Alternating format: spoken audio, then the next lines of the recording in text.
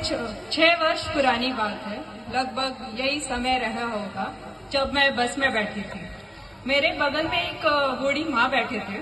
उन्होंने मुझे देख के पूछा, सईदन खान। मैंने भी जवाब दिया, व्हाट। उन्होंने वापस पूछा, सईदन खान। मेरा तीसरा दिन था जॉर्जिया में। ना उस दिन मुझे जॉर्जियन आ रही थी और ना बूढ़ी माँ को इंग्लिश आ रही थी। मुझे भी 10-15 मिनट का समय निकालना था, तो मैंने भी उनको कहा, मैं उस देश की वासी हूँ जहाँ गंगा बहती है। मैं उस देश की वासी हूँ जिसका सरताज हिमालय मुकुट है। मैं उस देश की वासी हूँ जिसने वसुदेव कुटुंबकम जैसा प्रेरणा स्तोत्र विश्व को दिया। मैं उस देश की वासी हूँ जहाँ शून्य का आविष्कार हुआ। मैं उस देश की वासी हूँ जहाँ भगत सिंह, हाड़ी रानी लक्ष्मीबाई जैसे वीरों ने जन्म लिया। मैं उस देश की वासी हूँ जिसका संविधान सबसे बड़ा माना जाता है।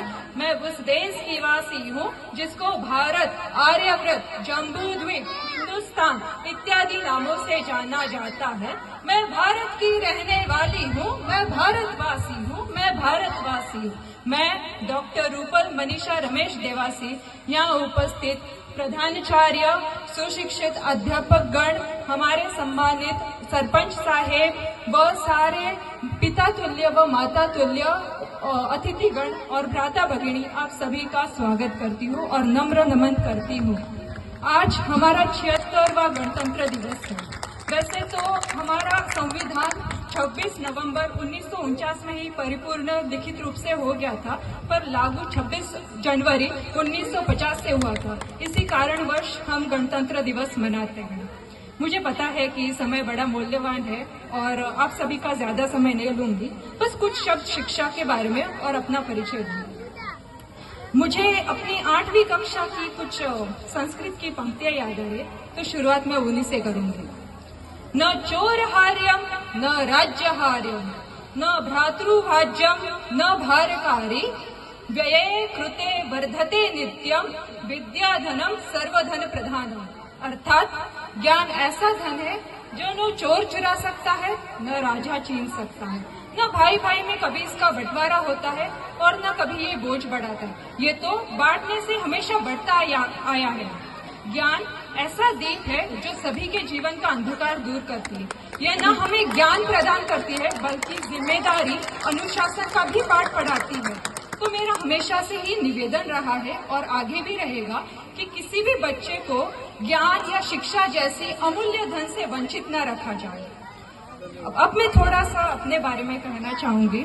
जैसे हमें पता है कि जब कोई वृक्ष फल फूलता है तो न केवल वृक्ष, बस कि उसकी टहनियाँ, उसके फल फूल, उसके जड़ें सभी फूलते हैं। तो आज मैं यहाँ डॉक्टर के रूप में आपके सबके सम्मुख खड़ी हूँ, तो इसके पीछे का पूरा श्रेय मैं अपने भगवान स्वरूप माता पिता को देना चाहूंगी। मेरे पिताजी यहाँ जो उपस्थित है, श्री रमेश जी उकाजी आल, व मेरी माता मफीबेन सेलोनी, उनको पूरा श्रेय जाएगा।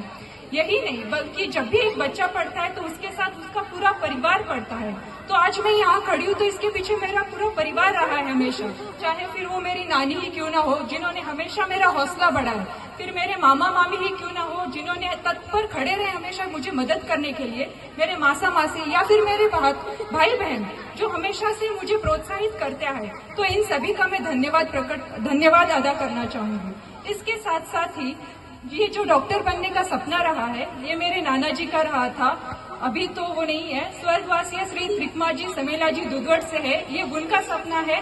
तो आज मैं महसूस कर रही हूँ कि वो भी शायद अपना आशीर्वाद मुझे दे ही रहे होंगे जैसे हमेशा से देते आए हैं।